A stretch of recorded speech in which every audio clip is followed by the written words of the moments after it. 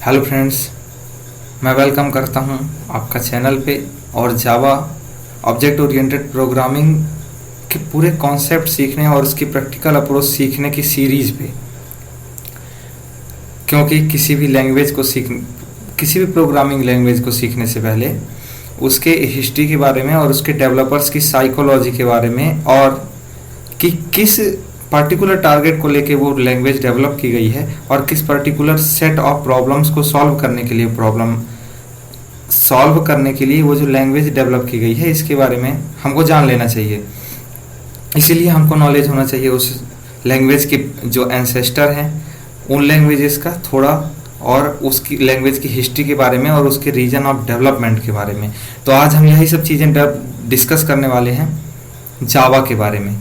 जावा की हिस्ट्री क्या थी और उसके पहले की जो लैंग्वेजेस थी C++, फोर्टन, ऐसी लैंग्वेजेस के बारे में थोड़ा सा नॉलेज जो नेसेसरी है किसी भी लैंग्वेज को अच्छे से सीखने के लिए। तो स्टार्ट करते हैं object oriented programming concepts with जावा।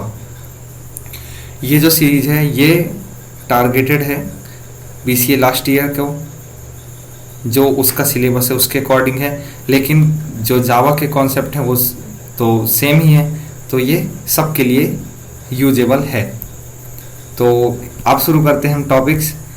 हम इस वीडियो लेक्चर में क्या क्या कवर करने वाले हैं। Birth of modern programming C, जो सी थी उसी पर बेस्ड C++ और C++ और सी के मिले जुले कॉन्सेप्ट और कुछ नए कॉन्सेप्ट्स के साथ जावा इंट्रोड्यूस की गई है। तो हम सी के बारे में देखेंगे, C++ के बारे में देखेंगे, रिवॉल्यूशन इन प्रोग्रामिंग। जब इंटरनेट का इन्वेंशन हुआ उस टाइम पे प्रोग्रामिंग की आर्ट एकदम से चेंज हो गई, क्योंकि उसके पहले जो रिक्वायरमेंट थी सिस्टम की और जो प्रोग्राम कोडिंग लैंग्वेजेस की जो रिक्वायरमेंट थी वो एकदम अलग थी। उसके बाद जब इंटरनेट का इन्वेंशन हुआ तो हमको एक प्लेटफॉर्म इंडिपेंडेंट लैंग्वेज की ज़रूरत पड़ी, प्लेटफॉर्म इंडिपेंडेंट प्रोग्रामिंग की ज़रूरत पड़ी, जो अलग अलग तरह के सॉफ्टवेयर में अलग अलग तरह के ऑपरेटिंग सिस्टम और अलग अलग तरह के हार्डवेयर में वो रन कर सके, ऐसे प्रोग्राम बनाने की ज़रूरत पड़ी। तो उसके लिए उस टाइम पे प्रोग्रामिंग की आर्ट पे अचानक से चेंज आया, जिसको यहाँ पे लिखा गया है, यहाँ पे रिवॉल्यूशन इन प्रोग्रामिंग कहा गया है। फिर इसके बाद हम डिस्कस करेंगे क्रिएशन ऑफ जावा। जावा का जो डेवलपर थे कौन थे, इसका डेवलपमेंट कब किया गया, किस टाइम पे किया गया, इसी बारे में थोड़ा सा बेसिक नॉलेज। इसके बाद आता है जावा और C++ का जो कनेक्शन है वो क्या है, क्योंकि जावा जो है जो जावा के ऑब्जेक्ट ओरिएंटेड प्रोग्रामिंग के कॉन्सेप्ट हैं वो C++ के मैच करते हैं, C++ के जैसे हैं। तो यही हम इधर पे देखेंगे कि जावा के जो क्या कनेक्शन है C++ के साथ। और CH जो माइक्रोसॉफ्ट ने इसको डेवलप किया था, माइक्रोसॉफ्ट कॉरपोरेशन, उस लैंग्वेज से इसका क्या कनेक्शन है जावा का, यही सब इसमें डिस्कस करेंगे। तो स्टार्ट करते हैं बर्थ ऑफ प्रोग्रामिंग सी। किसी भी प्रोग्रामिंग लैंग्वेज का जो डेवलपमेंट होता है वो दो रीजन से होता है, मेनली दो रीजन होते हैं, वैसे तो कई हो सकते हैं। पहला, जैसे जैसे टाइम के अकॉर्डिंग चेंज होता है किसका रिक्वायरमेंट, जैसे टाइम के अकॉर्डिंग कंप्यूटर सिस्टम अपग्रेड होते जा रहे हैं, हमारी लिविंग स्टाइल अपग्रेड होते जा रही है, वैसे वैसे अलग अलग तरह के सॉफ्टवेयर की भी नीड बढ़ते जा रही है। उन्हीं नीड को फुलफिल करने के लिए किसी भी लैंग्वेज का इन्वेंशन होता है, डेवलपमेंट होता है। इसके बाद to implement refinements and improvements in the art of programming. Programming एक आर्ट है, उसमें कुछ इम्प्रूवमेंट और कुछ जो रिफाइनमेंट करने होते हैं, उसका शोधन करना होता है, उसको हाई लेवल पे लेके जाना होता है। उन सभी के लिए भी नई नई लैंग्वेजेस का डेवलपमेंट होता है। और वैसे तो लैंग्वेजेस का जो डेवलपमेंट होता है किसी पर्टिकुलर सेट ऑफ प्रॉब्लम्स को सॉल्व करने के लिए होता है। तो यही चीज़ें हैं जो किसी भी लैंग्वेज के डेवलपमेंट के पीछे की मेन रीजन होते हैं। उसके बाद सी क्या है, तो C 1960 के टाइम की मोस्ट सक्सेसफुल और ग्रेट लैंग्वेज है कंप्यूटर की। ये इसने स्ट्रक्चर्ड प्रोग्रामिंग का कॉन्सेप्ट इंट्रोड्यूस किया था। स्ट्रक्चर्ड प्रोग्रामिंग की ऐसी अप्रोच है जिसमें प्रोग्राम को समझना बहुत ईजी हो जाता है। मतलब कि प्रोग्राम एज अ डॉक्यूमेंटेशन ही होता है, मतलब डॉक्यूमेंटेशन की तरह ही समझ सकते हैं हम उसको कि कैसे कैसे प्रोग्राम का फ्लो हो रहा है, फ्लो कंट्रोल कैसे हो रहा है, एग्जिट एंट्री, ये सब हम उसको डायरेक्ट समझ सकते हैं। तो स्ट्रक्चर्ड प्रोग्रामिंग के कॉन्सेप्ट को सी ने इंट्रोड्यूस किया था। ये अपने टाइम की मोस्ट सक्सेसफुल लैंग्वेज है, अभी भी इसका वाइडली यूज होता है। अब हम सी के बारे में जान क्यों रहे हैं, सी के बारे में जानने का कारण क्या है? तो सी के बारे में जानने का कारण ये है कि जो सी है, सी से जावा इसका सिंटेक्स डिराइव करता है। मतलब अगर आपको सी का नॉलेज है तो आपको जावा सीखने में कोई बड़ी दिक्कत नहीं होने वाली। इसके बाद जो many of object oriented feature हैं वो सी प्लस प्लस से इन्फ्लुएंस्ड हैं। मतलब जो ऑब्जेक्ट ओरिएंटेड प्रोग्रामिंग के फीचर हैं वो सी प्लस प्लस से लिए गए हैं। मतलब अगर आपको सी आती है, सी प्लस प्लस आती है तो जावा सीखना कोई बड़ी बात नहीं। इसके बाद नेक्स्ट जो है C plus plus. C plus plus C की अपग्रेडेड लैंग्वेज है। मतलब अपग्रेडेड सी इसको कह सकते हैं। जो इसके स्टोस्टप थे, इसके डेवलपर थे, उन्होंने इसको सबसे पहले सी विथ क्लासेस कहा था। इसके बाद फिर इसका 1983 में नाम सी प्लस प्लस रखा गया। यहाँ पे जो प्लस प्लस है ये इंक्रीमेंट दर्शाता है सी पे। तो सी प्लस प्लस जो थी, जब हमारे पास मोस्ट सक्सेसफुल लैंग्वेज थी सी, एक मिनट, जब हमारे पास मोस्ट सक्सेसफुल लैंग्वेज थी सी, तो हमको सी प्लस प्लस की ज़रूरत क्या पड़ी?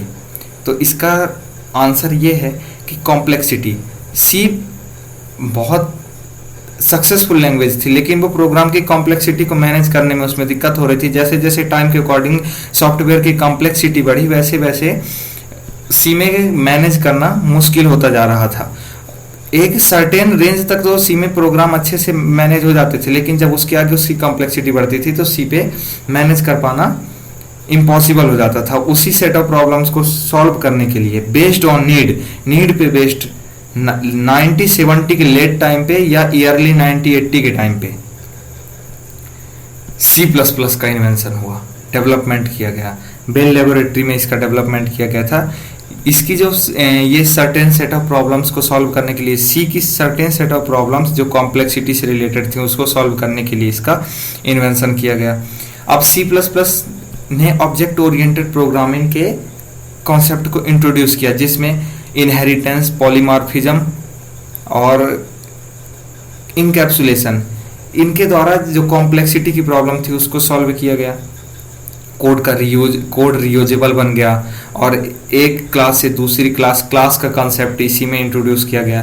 तो इससे जो थी सी की certain set of problem solve हो गई। फिर इसके बाद जो रिवॉल्यूशन इन प्रोग्रामिंग की मैं बात कर रहा था, जब इंटरनेट इंट्रोड्यूस हुआ, इंटरनेट धीरे धीरे डेवलपमेंट पे था, तो वहाँ पे क्या रिक्वायरमेंट आई प्रोग्रामर्स को कि ऐसी लैंग्वेज होनी चाहिए जो कि अलग अलग तरह के हार्डवेयर पे, अलग अलग तरह के ऑपरेटिंग सिस्टम पे वर्क कर सके। क्योंकि इंटरनेट पे सर्वर अलग अलग तरह के क्लाइंट से जुड़े हुए होते हैं, उनका अलग अलग ऑपरेटिंग सिस्टम, अलग अलग हार्डवेयर। इसी तरह से तो वर्ल्ड वाइड वेब और इंटरनेट के जब डेवलपमेंट के टाइम पे प्रोग्रामिंग के पूरे प्रोग्रामिंग पे एक रिवॉल्यूशन आया, एक सडन चेंज आया, जहाँ से जो अपनी प्लेटफॉर्म डिपेंडेंट लैंग्वेजेस थी वो किसी तरह से यूजलेस समझ में आने लगी और एक प्लेटफॉर्म इंडिपेंडेंट लैंग्वेज जो अलग अलग तरह के प्लेटफॉर्म पे भी वर्क कर सके, ऐसी लैंग्वेज का नीड हुआ। इसीलिए इसी टाइम पे फिर जावा का इन्वेंशन किया गया। तो जो सी प्लस प्लस थी, ऑब्जेक्ट ओरिएंटेड प्रोग्रामिंग के कॉन्सेप्ट को इसने इंट्रोड्यूस किया, इसी के कॉन्सेप्ट को जावा में अडॉप्ट किया गया है।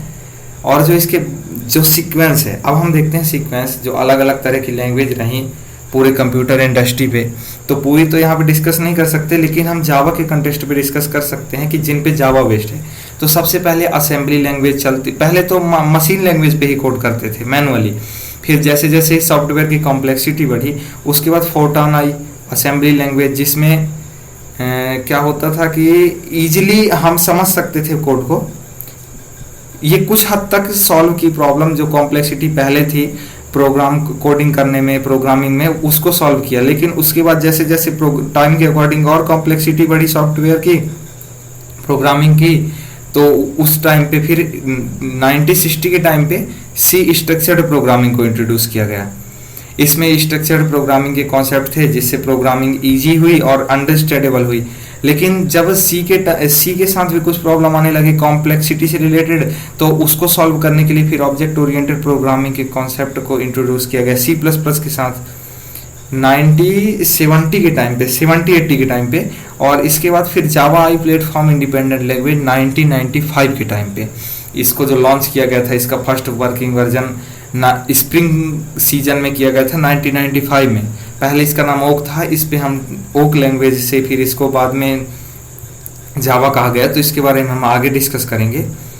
तो ये थे, आई थिंक अब वीडियो काफ़ी लंबा हो रहा है, तो इसके आगे के जो टॉपिक हैं हम नेक्स्ट पार्ट में डिस्कस करेंगे।